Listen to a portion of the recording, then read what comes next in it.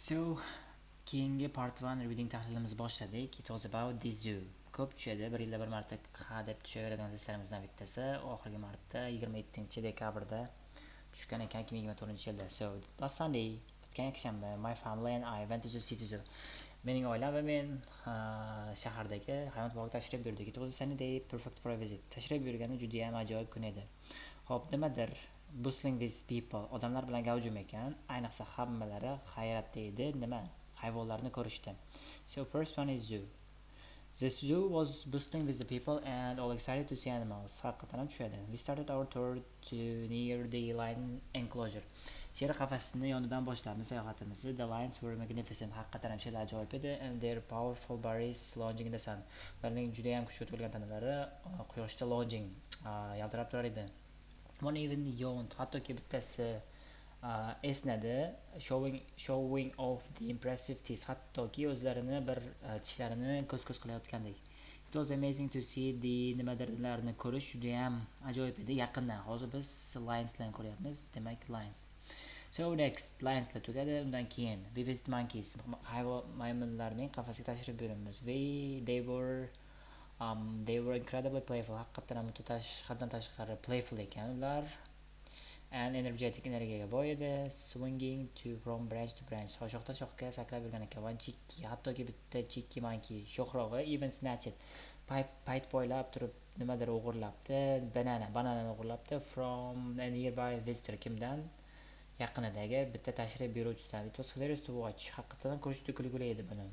The monkey, maymunlarda also had. Maymunlarda nimadir bor ekan, kichkinagina swirl which is the monkey seemed to love playing in. Xo'p, nima bo'lishi mumkin? Maymunlarning qafasida. Zo'r. Maymunlarning qafasida bitta kichkinagina sharsharcha bor edi, ular mazza qilib o'ynayotganga o'xshaydi. After the monkeyslardan keyin monkeys.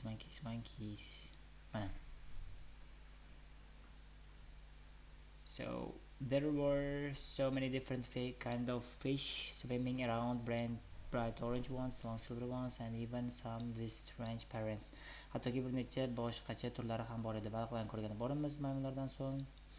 Hop, we spent a good amount of time. O'z yaxshi vaqtimizni sarfladik. Nimaga? Watching fishes starting about. Baliqlarning harakatlarini kuzatishga. My little sister especially loved. Mening ayniqsa kichkina singlim yoqtirdi. Nimani? Large turtle slowly making it across the bottom of tank. Suv to'ldirilgan akvariumdagi eng pastki qismidan sekingina toshbaq o'tib ketibdi. Uni nimadir qilishni yaxshi ko'ribdi. Watching. Ko'rishni yaxshi ko'rdi. Chunki bu yerda yuqorida mana love playing, love plus verb ing playing kelganda love plus verb ing watching. So the zoo was fantastic day out. Tashqarida zo'r kunimiz edi. We saw many fascinating animals, juda ham qiziqarli hayvonlarni ko'rdik and had so many wonderful day together as a family. I learned so much about different animals. Juda ko'p hayvonlarni o'rgandim va ularning yashash tarzlarini and I would definitely recommend a visit to zoo to anyone. Va hammaga tashrif buyurishni maslahat beraman debdi. Bitta ko'rib chiqasizlar buni ham. Bu ko'p tushadi. Javoblarni men yashilda belgilab qo'ydim. Bitta overall xulosa qiladigan bo'lsak, the zoo was bustling with, and the second one is lions, ko'plikda bo'lishi shart. The third one is enclosure, qafas. After the monkeys, buni ham ko'plikda bo'ladi. And the fifth one is the love plus verb ing watching, love watching. And a wonderful day together as a family. Sog' bo'lasizlar.